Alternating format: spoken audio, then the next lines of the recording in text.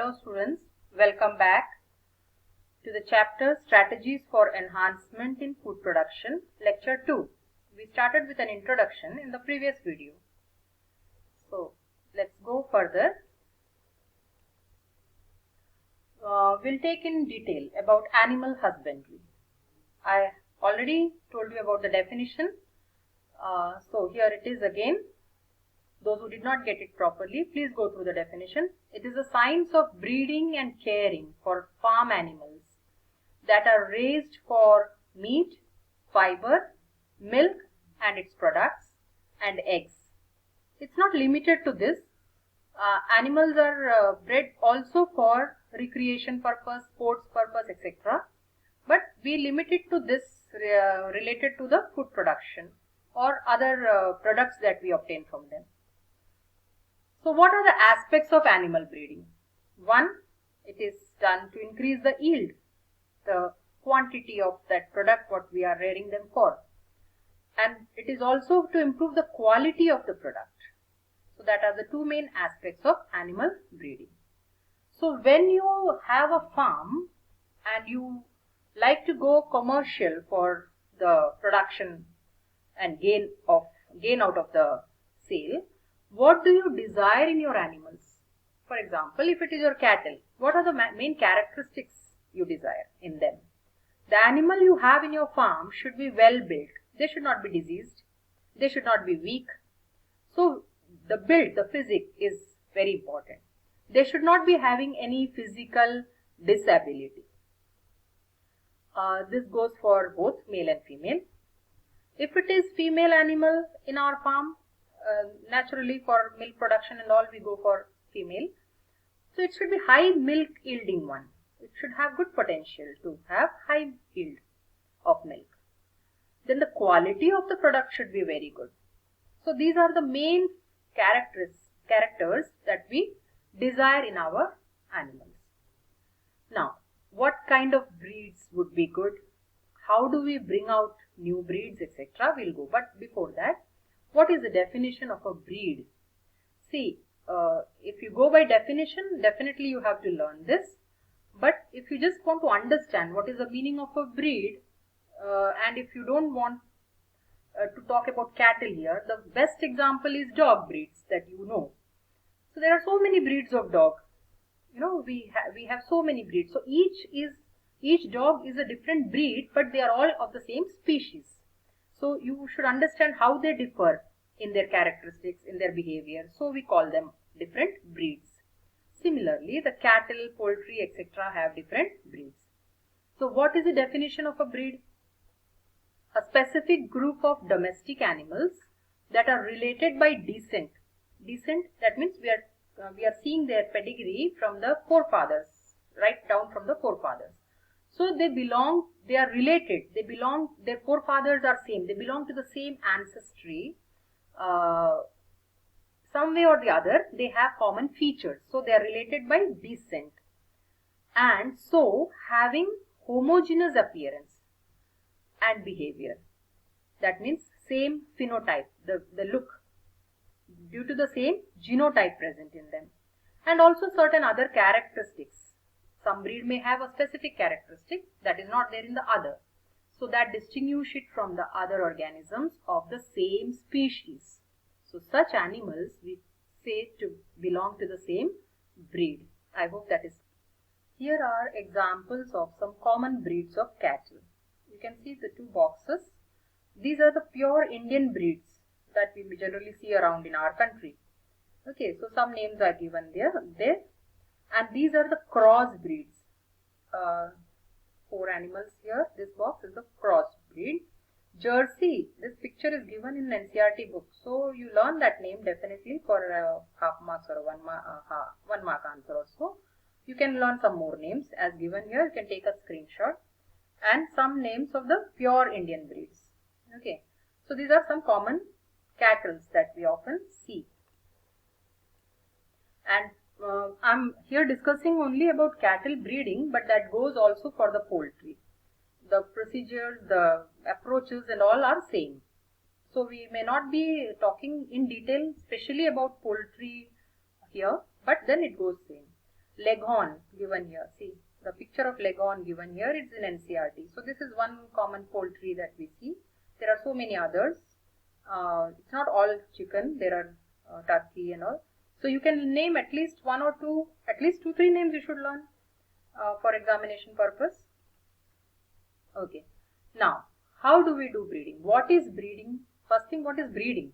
Breeding means mating two desirable animals to get a progeny which could be highly productive according to our desire. So that is breeding. So breeding can be of two types, inbreeding and outbreeding. What is inbreeding?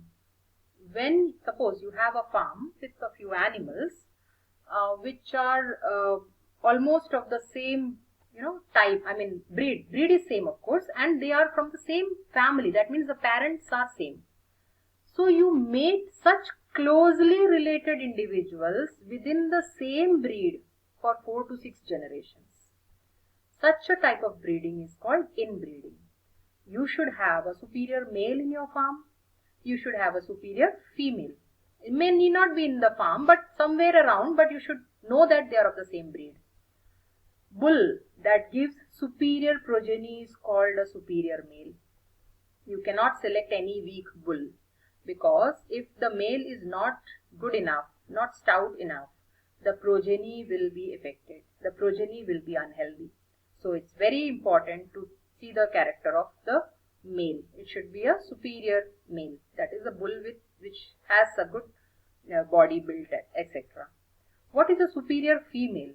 It's a cow or a buffalo, whichever cattle you are rearing, producing more milk per lactation. That means high milk yielding capacity. So here is a picture of such two animals, the male and the female, and see the progeny. So this kind of breeding, this will go further. That means at a time, of course, only one young one is formed in cattle. Cattle, not all cattle, cows, buffaloes, etc. In goats, it could be 2 to 3 kids, but in cows, it is just one calf at a time. So such breeding can result many such offsprings at different times. So the farm size increases with the same type of animal. Clear? So we go in detail about inbreeding a little more. So inbreeding increases homozygosity. So this is one approach how you can develop pure lines. Homozygous pure line experiment by Mendel is the best example to understand in animals also. You can take the case of plant. Just for understanding, I am showing you here the case of pea plant, color of the seed pure yellow and pure green, and as we know, pure yellow is the dominant seed color and green is the recessive. So what do you mean by raising pure lines? See, when you do a cross breeding of two different characteristics, definitely in the F1 progeny you get all hybrids. But our desirable allele is this capital Y, which denotes yellow, allele for the yellow color. So we want this allele to be further seen in the progeny in our farm. So we can crossbreed, we can self-pollinate these plants. We can even crossbreed it with the recessive ones to further, eliminate the recessive one. So what we can do is, when F1 hybrids are selfed, that means self-pollination is done, you get something like this. You get one pure homozygous dominant, you get one pure homozygous recessive, and you get a chance of 50% heterozygous. 25% the homozygous ones, dominant and recessive, and the remaining 50% heterozygous.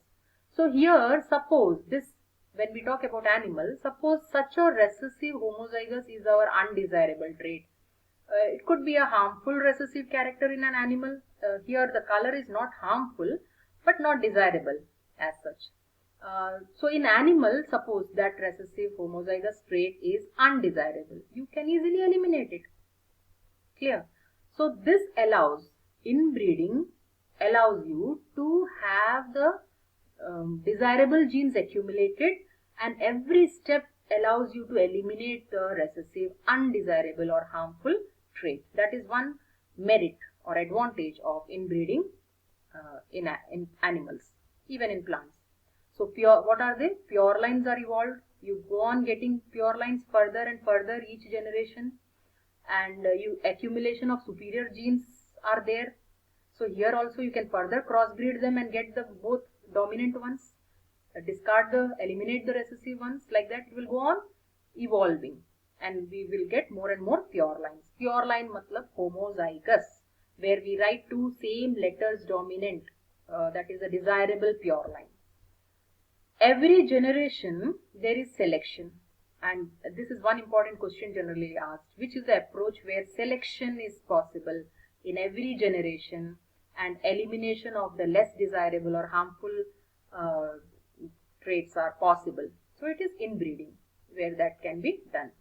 So what happens? Productivity of the inbred population increases. When you get further 3 to 4 generations you will get maximum desirable ones, characters with individuals with maximum desirable characters. Clear? So let us come back to cattle. Now suppose, as I said, this is inbreeding between a superior male and a female. See, one thing you should keep in mind, that we have the picture here with 4 offspring. One male and female cattle could produce only 1 offspring at a time. This is just to tell you that different times the different cattle produced can be monitored. Their productivity, their health can be monitored, and if they are good, they can be kept in the farm. If they are not up to the mark, they can be eliminated. This doesn't mean they are all born together. Okay.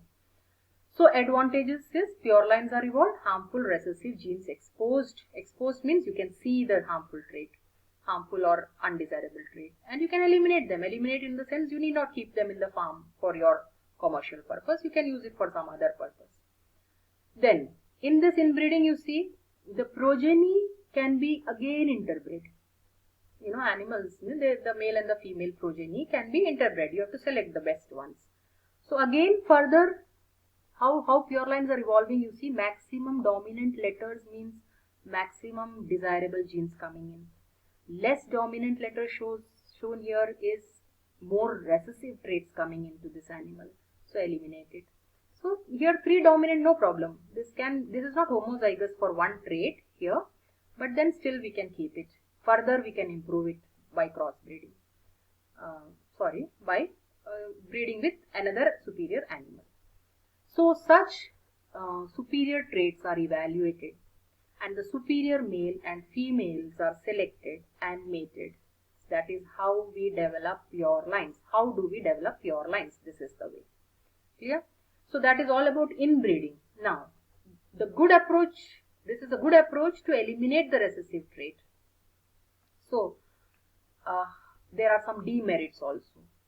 Continuous close inbreeding among the same related animals can bring inbreeding depression, and that is reduced fertility and productivity. Clear? So you have to in between go for an outcross or something. So continuously, of course it accumulates the desirable character, but there can be a stage when the yield may go low because of stagnating those same genes further. So we will continue with the next approach of how to overcome inbreeding depression in the next video, continuation of this.